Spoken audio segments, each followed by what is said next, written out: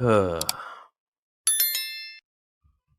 is a good question. What is the need of coming to the full knowledge of God as revealed through the Catholic faith, submission to the Trinity, if circumstances allow for salvation through belief in a monotheistic God? Yeah, this is an excellent question. So it comes down to what exactly faith is, because when it comes to faith, faith is ultimately going to be an assent. Faith is an act of the intellect, but it's an act of the intellect which is somehow motivated by the will. So, for example, if your parents tell you that you're born on June 2nd, my kids are being really loud tonight, aren't they? They're too happy. They're happy. But what was I saying? Yes, your parents tell you you're born on like June 2nd or something like that. Your act of assent to something they say on the basis of their authority, their trustworthiness, this is an act of human faith. So, similarly, when it comes to what God has revealed, if you believe in what God has revealed, then you make as motivated, obviously, by sanctifying grace, which brings it about within you.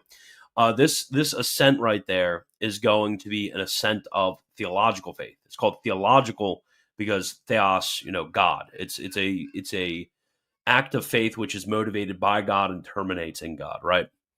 So God, he did not have to reveal all that he had to reveal. So God could reveal certain things about himself without revealing other things about himself. Or even there are certain contingent things that fall under faith. For example, the incarnation. God did not need to become incarnate. We could have the theological virtue of faith, which is needed for God to save us. They're so loud. They're so noisy. What's going on? Anyways, you can have the theological virtue of faith. You can make the assent of faith, even if certain things are not revealed, such as the incarnation, or we can think of any other number of objects of faith that God could have chosen not to reveal. Now, there's nothing about the theological virtue of faith. There's nothing about the assent of faith which requires, per se, that God choose to reveal the Trinity to us. God could have chosen to not reveal the Trinity. He could have chosen to not reveal the incarnation, or for the incarnation not to happen in the first place. He could have chose a number of different situations.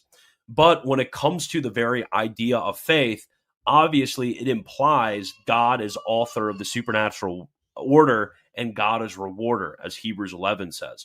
So when it comes to those things which are necessary by a per se or essential necessity, this is going to be that God is and rewards those who are just in the supernatural order, and not necessarily the objects of the Trinity and the incarnation, which are still necessary by a necessity of means, but it's only necessary by a necessity of means per accidents, because it doesn't have an essential connection with the very idea of the theological virtue of faith. So I hope that makes sense.